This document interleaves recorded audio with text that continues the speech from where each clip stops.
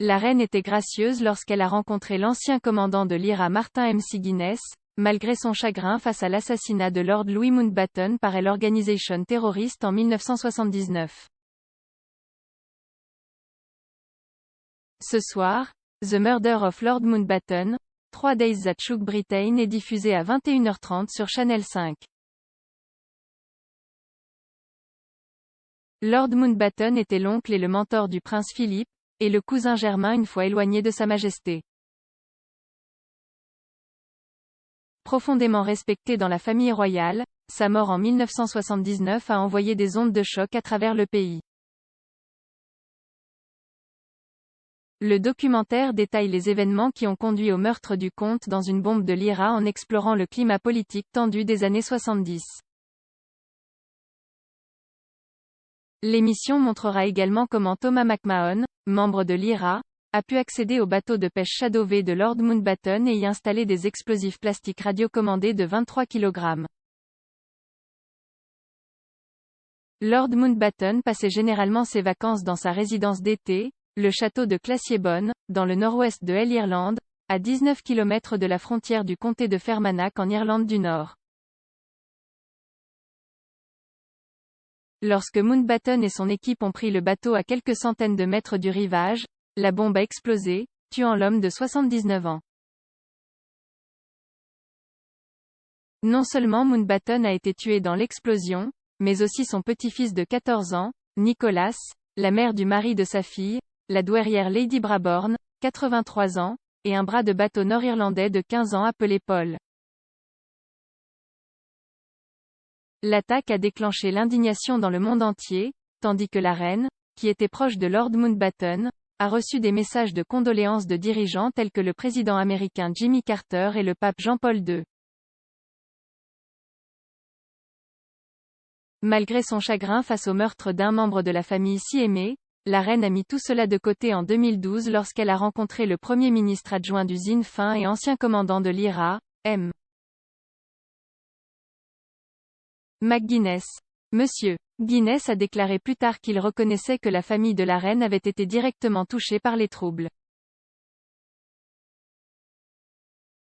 S'exprimant dans une interview télévisée sur RTE avec Myriam O'Callaghan, Monsieur McGuinness a admis avoir parlé du meurtre de Lord Mountbatten avec la reine, qui avait répondu, gracieusement. Lorsqu'on lui a demandé s'il se sentait coupable des pertes de vie causées par l'IRA, M.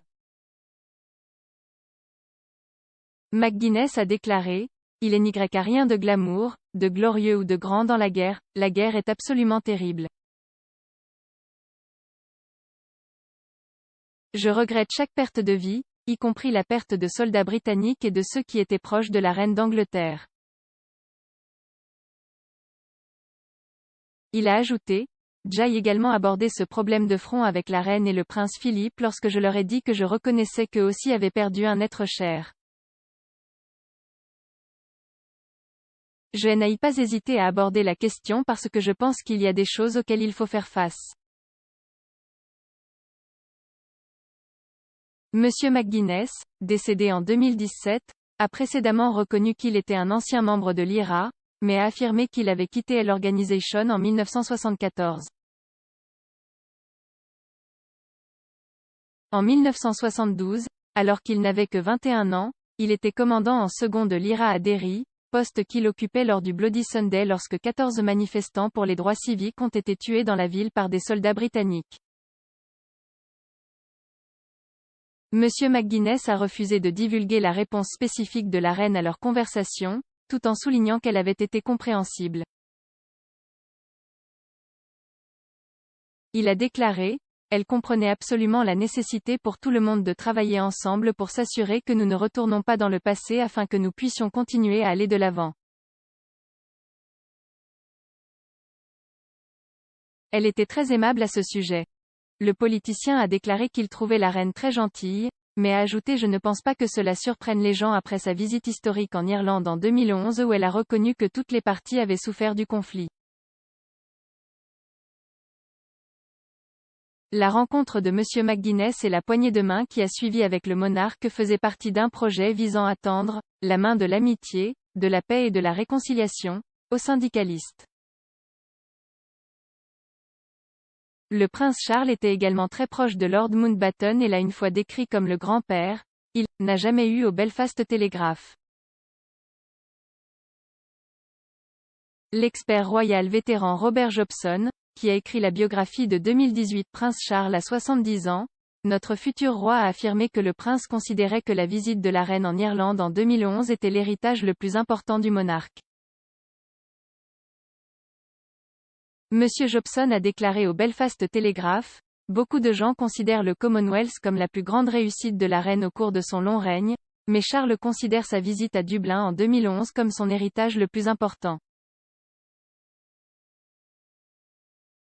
Les deux sont obsédés par la politique irlandaise. Alors que le meurtre épouvantable de Lord Mountbatten a évidemment eu un impact énorme sur la famille royale, pour la reine et le prince Charles, la création de meilleures relations politiques entre l'Irlande et le Royaume-Uni était plus important que les personnalités impliquées.